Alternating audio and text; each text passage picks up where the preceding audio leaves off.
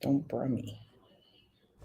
Welcome to Leaders and Learners. My name is Tanya McKenzie, and you can find me at the intersection of public relations and leadership. Join us as we talk to organizational leaders, elected officials, experts, authors, artists, and personalities, sharing their stories, talking about how they got to where they are and how they continue to learn and lead the way.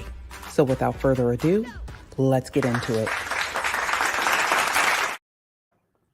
What's up, guys? Welcome to another edition of Leaders and Learners, where we know that the best leaders are lifetime learners.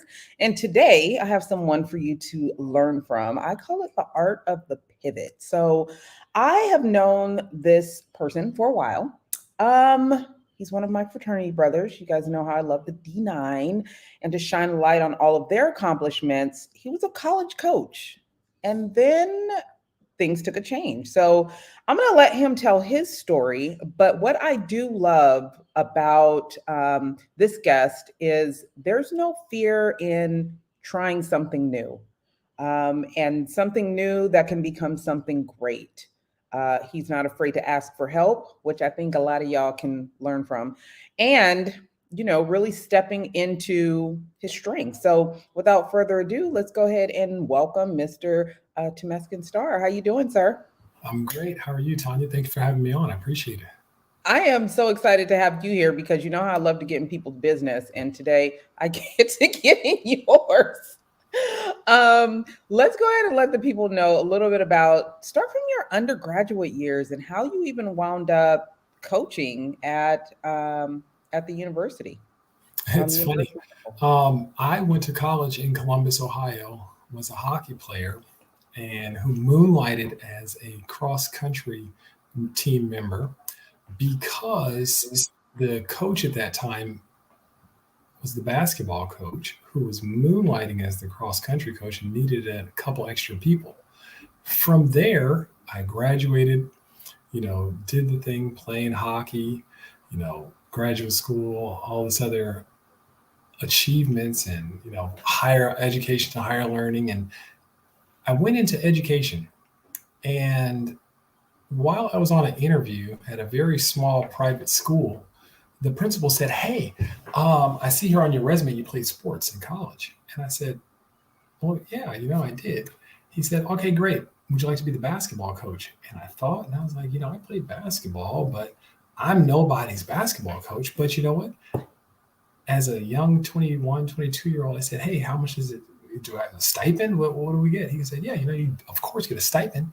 And I said, "Sign me up." From there, I became the basketball coach.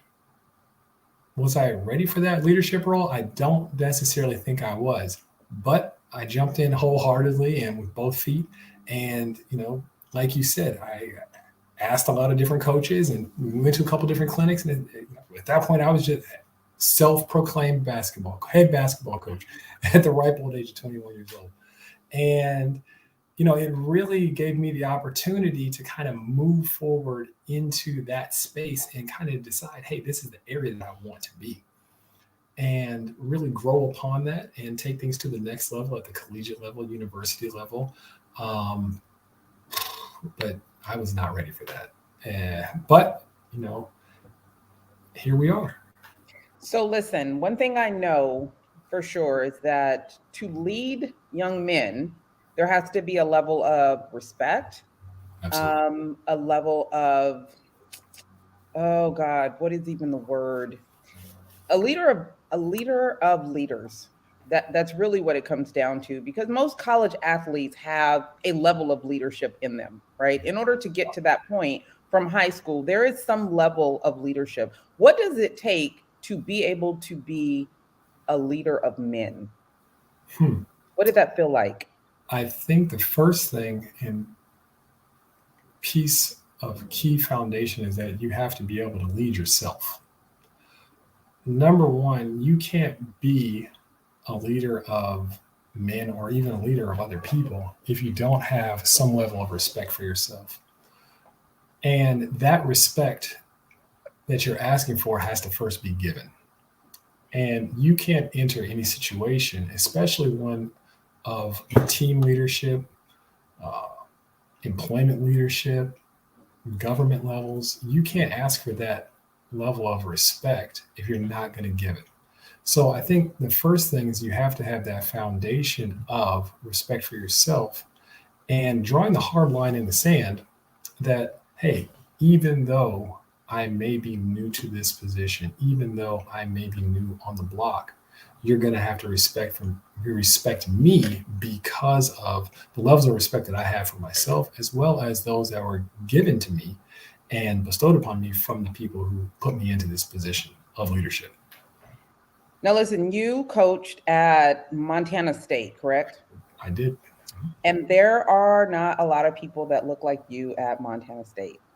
There are not a lot of people that look like me in the state of Montana. It is, I do believe that the correct statistic is that African American Black people are less than 1% in the state. Correct. So I try to get people to understand you don't have to like me because No. you would assume that there are plenty of people that didn't like seeing you running anything in that state. You don't have to like me, but you have to respect me. That is actually something that's earned. What did you do to earn the respect of those that may not have been comfortable with you leading people that didn't look like you? Hmm. I think what, when you enter any new space, I think, and especially a space that you may look different than the norm or the general population, Yes. so to speak.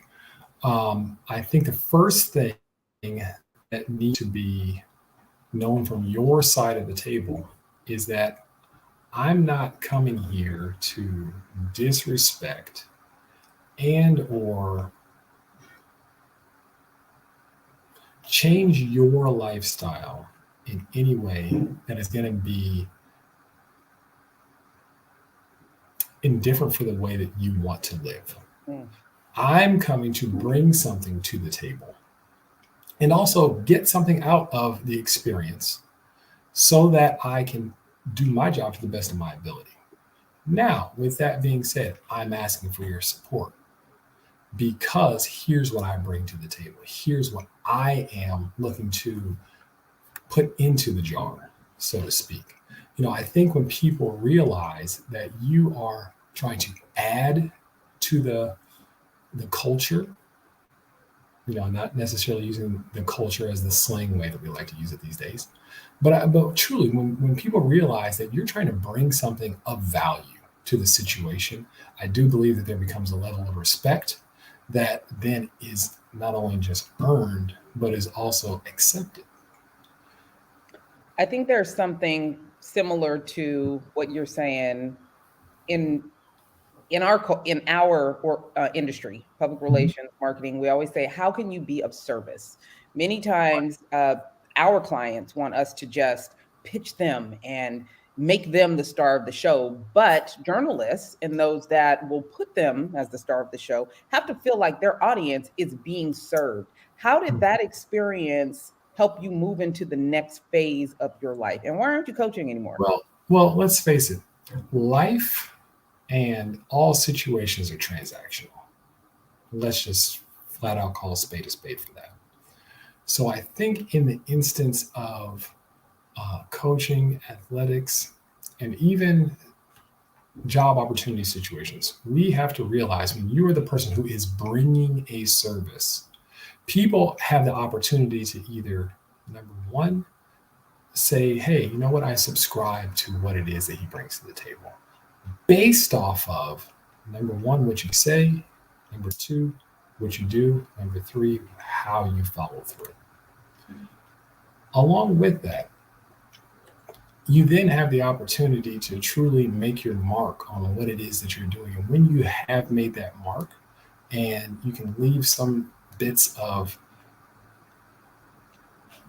value that is not just shown on paper, but leaves a legacy, people then start to buy into what it is that you're doing. From there, uh, you asked an interesting question. Why is it that I'm not coaching anymore?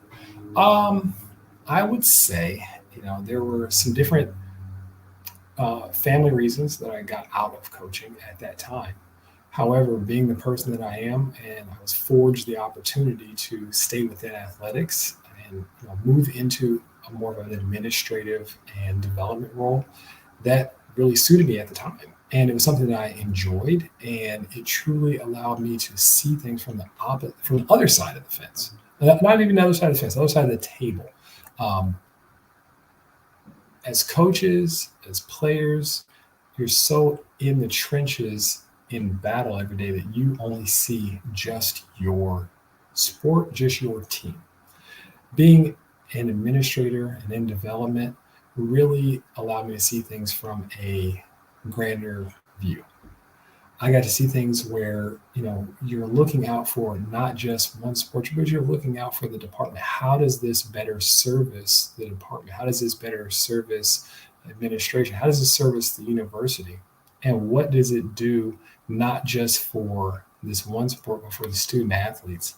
And that is where I really got to kind of fall in love with a little bit more with athletics, because you're saying, hey, you're meeting people, alumni, donors, uh, other people within the community, businesses who support the university, and not just support the university for a transactional opportunity, but for a, a for a better term, just a term of endearment, and that allows you to say, hey, you know what, this is an instance in time that can bring us all together, both through sport, politically sometimes, but also socially, be it racially, be it whatever that may be, because when you fight, so to speak, hand in hand with somebody, why is it that they're your friend now, but may not be at a different time? Interesting. I want you to talk to, let's say, former athletes that have struggled to move past the next level. They didn't make it to the pros, but they find themselves struggling and can't find a spot to settle, right? Well, You were coaching, yeah. you pivoted several times and then found yourself a sweet spot. Mhm. What is your advice to them? Because not just athletes, I'd say like artists and people that have this vision of where they thought their life was going to be and it wasn't there, but you can still be successful, be happy in this thing that you say you love. Talk to them. What is your best advice for that? I think first and foremost, you have to have a passion. You have to be passionate about something. Secondly, talking to student athletes, talking to athletes, talking to just students in general, the first thing I would say is take full advantage of the opportunity or any opportunity that you have to learn. Is that always in a classroom? No, the classroom can be many other places out in the world. And one thing you have to do is you have to be able to take from every situation, every moment in time, that this is an opportunity for me to learn. This is an opportunity for me to get better. I think one of the main things that unfortunately we do not learn and are not taught in school is the art of networking. And so many people cannot pivot because they don't know how to utilize their network, but also how to properly meet and greet people and take the time to learn what I think is one of the best attributes that you can have, and that's active listening. Can you be a good networker if you are an introvert? Because there are some really good Yes. athletes that are not extroverts. Like I 100%, I 100% believe you can be a great networker without being an extrovert. talk us through that. You have to be able to be in the moment at that time and realize and say, hey, I may not be an extrovert. I may not be the person who is going to be the most, I I may not work the room 100%. I may be at a situation where a meet and greet where there are 50 people. I may not meet all 50 people. You don't have to meet all 50 people.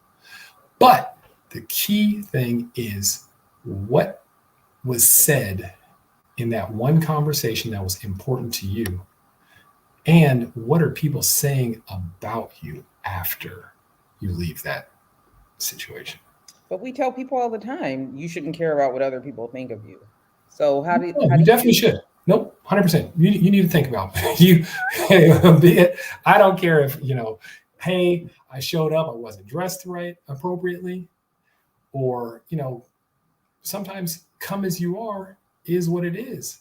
But what is the value that someone takes from the conversation that you had from them with them? sometimes I think people network and they don't even know what they're supposed to be getting out of it, right? They don't Uh-huh. just they're like fluttering around. They're not sure what they want to get out of it, what they should be getting out of it. Therefore, it's an uncomfortable situation because the goal isn't clear. Like and you wrote a Social book about this. So tell social us, pollution. yeah, I so like to call it social pollution. When there is socialization without any intention. Oprah, I love her to death because one thing that I know is that I truly hate meetings. I hate meetings when they don't have any intention. And from that, and I remember Oprah said, hey, my team and I never engage in any sort of a meeting where we do not set intention first. So any meeting where I'm the leader, I like to flat out say, hey, this is the intention of this meeting. Let's stay on task. Now, along with that, I like to attend social outings, mixers, meet no, and really? greets, networking, anything with an intention. Why am I going here? Because if you don't know why you're going there, it doesn't service you. Sometimes going to a friend's house may just be, hey, my friend is having a downtime. I need to be a supporter. Sometimes you may need to just get out of the house to get some air because you've been locked up for a couple of days working too hard and you need to have some sort of social interaction with someone that's going to leave a positive instance in your bank. Ayala Van Zant says it best. She said, I can't give you everything that's in my cup. My cup has to be full, but everything that comes out of my cup is what runneth over. That's what you can have. So when you are in a situation where you can give of yourself, then you do that. But at the same time, you have to be able to get something in return. I can't I can't believe that you've always been this mature about networking. Now we're talking to people that let's how do I put this? You know how there's professional students, there's like professional networkers, socially professional individuals. Truly. I don't think they know the balance between this mature way you're talking about networking and I'm going to every party just because I was invited. Oh no, no, Make no. it make sense. The funny thing is, and you will even, some of the best PR people in the world all say, hey, you can't be everywhere and Yes. expect everyone to want you. Beyond that, you can't, every situation, every outing, you have to be able to say no sometimes. Number one, because you have to take the time to say, what am I getting out of this? Number two, you have to have some time to think and focus on what it is that you're trying to build. And if we're talking about instances where, networking is to service you, being a socialite is different than being an intentional networker, I would say. Being a socialite means You just like to be out and about, and it's your job to be social. Being an intentional networker means I am utilizing this time to take something that I may give to someone else. At the same time, they may also give something to me that may service me at a later date and time. But if I keep true to what I'm holding as, hey, this is what I want to get out of this opportunity, great. What is your best advice for people that suffer from FOMO, fear of missing out, because Oh they're man. looking for that right opportunity and not being at that spot where their perfect opportunity might show up? Um, they're scared of that. They're scared to miss out on, whether it's socially or professionally. I'm gonna miss out on my big shot to impress such and such or get something from such and such. What is your best advice to those that suffer from FOMO? And is it in your book? And talk to us about that. Um, FOMO is not in the book. Maybe I might need to write another one. But I will say that people who have FOMO, and there was, I know I struggled with it for a certain Mm, time in my life. Um, you have to realize that FOMO is the fear of missing out. What is it that you're fearing that you're missing out?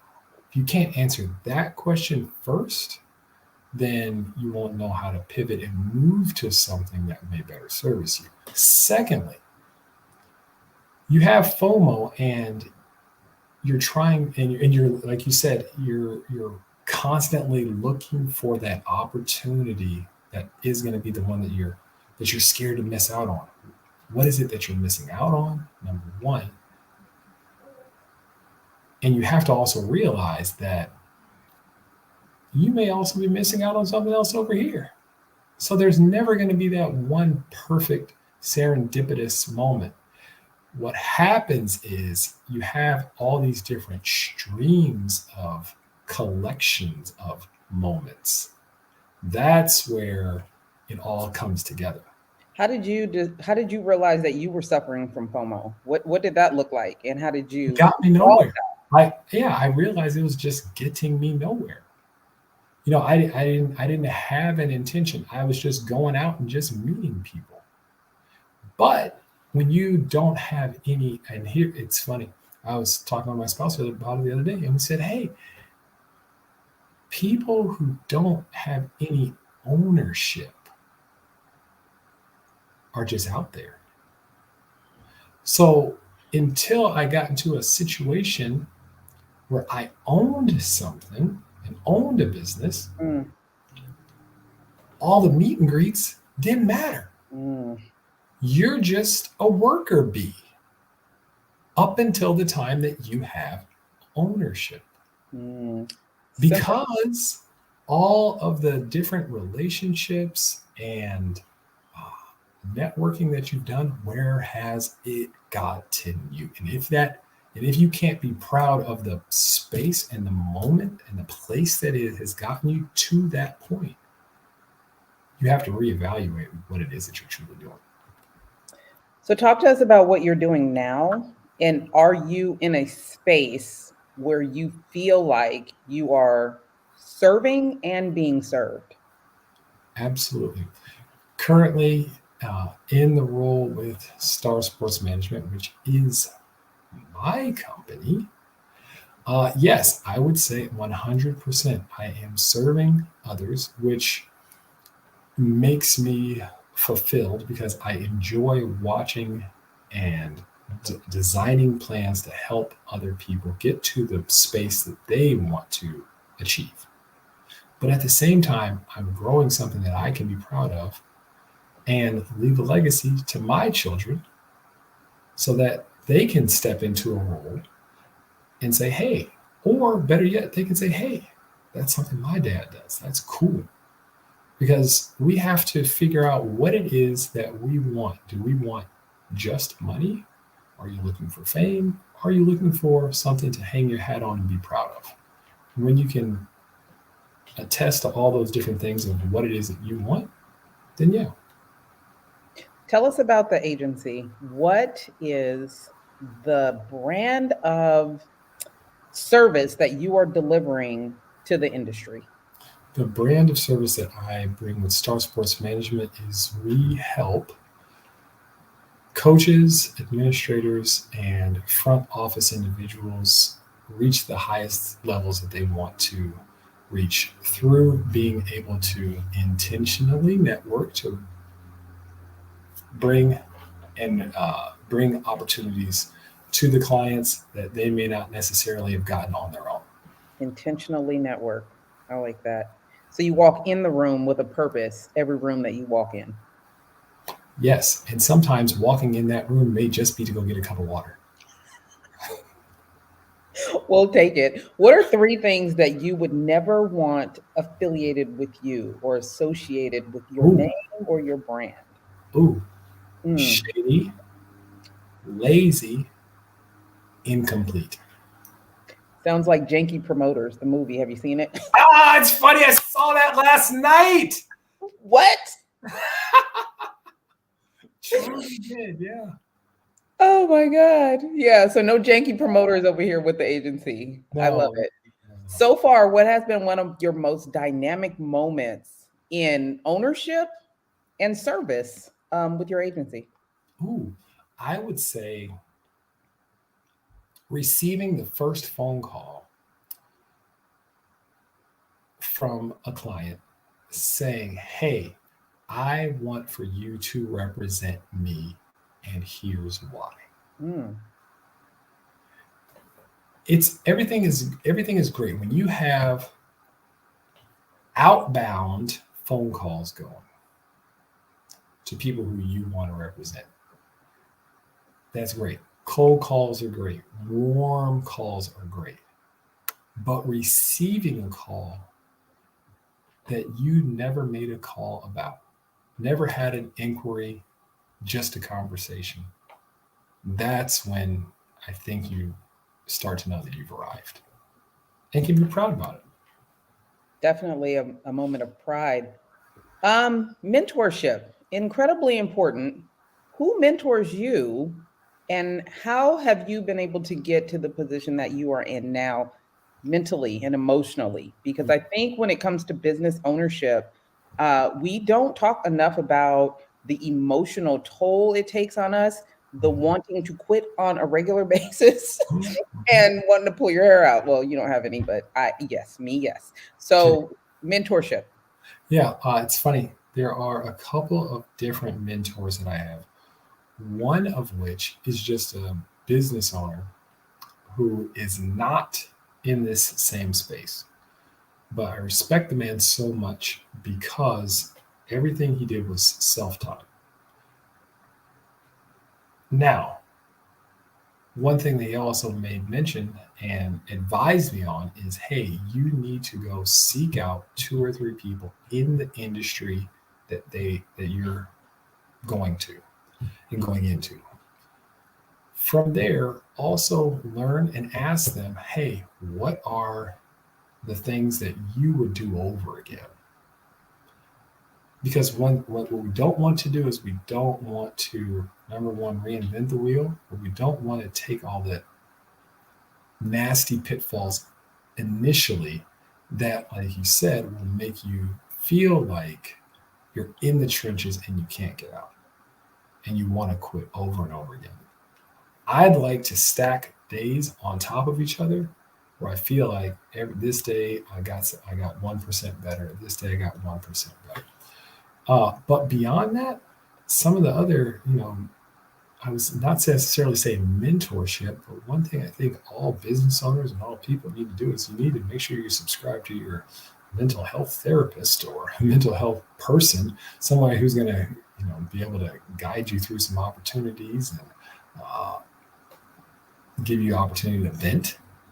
And I think so many different times in our societies, we like to say, hey, uh, my mental health isn't uh, at the forefront. You can't grow and you can't move forward in any instance if you're not taking care of yourself first. Self care is primary. So What I does was self what does self-care look like for someone that owns an agency that has such high demand? being able to know what your boundaries are, Mm, and also communicate those up front with people. And one of the reasons I chose to go into the industry that I am representing people is representing a more of a mature person. And being able to say that and live in that instance and in that arena is something you have to do for yourself, but you also have to have that, be able to communicate that outwardly. And until you communicate that outwardly and draw lines in the sand on here's how we're going to work together, you're never going to thrive. you said something about boundaries. Are those personal or professional boundaries? Gosh, I'm learning now you have to have so many more personal boundaries than you do just professional as well. Professional, yeah, you just know people are going to try and run over you. Personal, if those are not implemented as well, they're going to spill over into your professional, which then you're going to flush the toilet and you're going to look up and say, I have nothing left. So, what are you trying to get accomplished here? Because if we continue to let people bulldoze over you, both personally and professionally, you're not going to be in a place in which, you're not going to be in a safe space. And if you're not in a safe space, you're definitely not in a happy place. If you're not in a happy place, you're not thriving. You're in sports management. You work with athletes, athletic administrators on a very high level. Mhm. Sports is a very pretentious industry Can be. most of the time. How do you balance that out with also knowing that you have value, right? Yeah. I think one of the first things you have to know and understand is that there is some level of humility that has to be led with. You're not the best. And even if you are the best, you have to be able to continue to work as though you're not. Because if you don't continue to work as though you're not, you're never going to reach the goals and the places that you want to be. You're not going to be able to service people to the levels if you know that there is still room for growth. And I think so many different times in life and in business, we get caught up with needing to say, hey, I'm the best, that we constantly have a target on our back. Now, I'm not saying don't be confident. Yes, we need to be confident, but at the same time, you have to have the understanding that, yes, everything can be snatched away from you in a very instance, especially in an industry that is such cutthroat as athletics and athletic representation. So, constantly being in a place where you can acknowledge that someone else has value is what Mm. has to happen. I heard you say earlier your son. Talk to me about your Son, legacy. son, Your plural, son. Oh yeah, sons. plural. Um, Talk to me about the legacy that you are trying to leave with your business and the moves that you're making on a regular basis. Well, I will say the older son, as he's now, uh, and he's seen transitions throughout my life, uh, and loves sports so much that it's something that you can connect with. But then at the same time, there's a new son, and he is a very baby. So I don't know where things are going to go for him, if even if he'll like sports. But I know it's something that I like. And if there's something that you, be it as a parent, like, you have to also be able to show your kids, I think, that it's okay to jump into an industry that you like, love, and want to be a part of. From that, we as parents, everything that we do is you're constantly working to leave a legacy. Are you going to leave a legacy of just money, or are you going to also teach something? And I think that's something that's missed sometimes throughout a lot of different cultures, is that you have to, and you can't teach something and leave something behind if you don't own it. So I don't know if it's something that they're going to want to jump into, but they're going to have the opportunity. And I think that it first starts with knowing and being able to teach and show, hey, this is something that can be left behind for you, but I'm going to teach you how to do it to the best of my ability. I love that. Now, you are already part of a legacy. You're a member of Phi Beta Sigma. Why Phi Beta Sigma? Talk to me about that. Oh, I joined Phi Beta Sigma Fraternity Incorporated in spring of 2001 for the simple fact that they were the guys on the yard who just looked like everybody. There was never a stigma about the Sigmas being just this.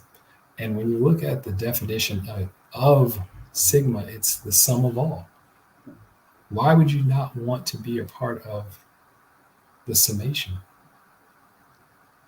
I love it. I love it. Talk to the people really quick. Let them know how they can get in touch with you, Yeah. continue to follow your journey, and contact you if they need your services, sir. Yeah. Obviously, wonderfully, social media. It's just Temesghen Starr, first name, last name on Instagram, as well as Twitter. Not so much active there, but I need to get back onto it. Beyond that, you can email me at tstar@starsportsmanagement.com, and we're always glad to help and look for intentional relationships. Intentional relationships. Be intentional. If you contact this man, make sure you guys are intentional. Definitely appreciate it. I appreciate you taking the time today to talk to our listeners and our viewers. And I hope that once you are a part of the Leaders and Learners family, we will always support you. So when you have something new going on, definitely let us know so we can keep everybody updated and follow your journey. And also check out the book. You are not smaller than the room. Do you want to let us know really quick, where did that title come from?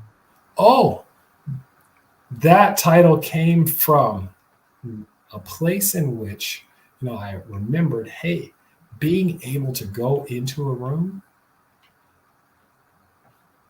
I don't care if everybody has $10 million. I don't care if everybody has, $5. Whatever the situation is, you have to realize that you have value. And no one person in that room is more important than you are. So when I came up with the title, I said, oh, we're talking about confidence in the book. I just wanted people to know, hey, you are not smaller than the room. So walk in proudly, put your chest up, and enjoy. And go from there. Back to those introverts. Do you address that? Because I think there's so many times, even in our industry, in PR and marketing, I think, well, if I'm not an extrovert, I'm not going to be very good at this. Talk to Yeah. me about that. And we talk about I call it the ladders, the ladder of confidence, the confidence ladder in the book. Mm-hmm. You have to buy the book to. And we truly talk to introverts about how they can climb up the confidence ladder and be more confident in walking into every room and utilize it as a time in which they can shine and thrive. I love that. So we'll have the link to the book in the captions. Guys, make sure you get it. If not for yourself, this is a great time to gift a book to someone needs it. Again, Mr. Starr, I want to thank you for spending time with us. Please stay in touch, stay connected, and keep us up to date on what's going on with you, your agency, and all the cool things, all the intentional things that you have going on. Absolutely. Thank you so much, Tanya, for having me. Thank you. So listen, guys, don't forget, get the book. The link is going to be in the captions. Be intentional about what you are doing. Stay connected, support him, and we'll see you back here soon. Hey, thanks for showing up to the podcast where we all know that the best leaders are lifetime learners. When you get a sec, take a moment, leave a comment. What you think about today's episode? And share it with someone that you know could use the gems that were dropped today. Follow and subscribe. You don't want to miss who's coming up next. You never know who could show up here and what they could say. For your professional needs, marketing, PR, communications, and leadership, make sure you follow us on all social media platforms at Sand and Shores, or hit us up at sandandshores.com. Again, thanks so much for showing up. We appreciate you, and we'll see you soon.